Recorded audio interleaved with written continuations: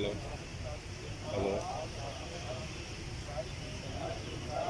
ਸਾਹਿਬ ਉੱਥੋਂ ਬੰਦੇ ਨੇ ਆਉਣਾ, ਜਦ ਕੈਮਰਾ ਨਹੀਂ ਆ ਸਕਦਾ, ਮੈਂ ਇਵੇਂ ਛੱਡ ਦਿਆਂ, ਫਿਰ ਕੈਮਰਾ ਵਿੱਚ ਕੱਢ ਕੇ ਉਹਨੂੰ ਦੇ ਦਿਆਂ।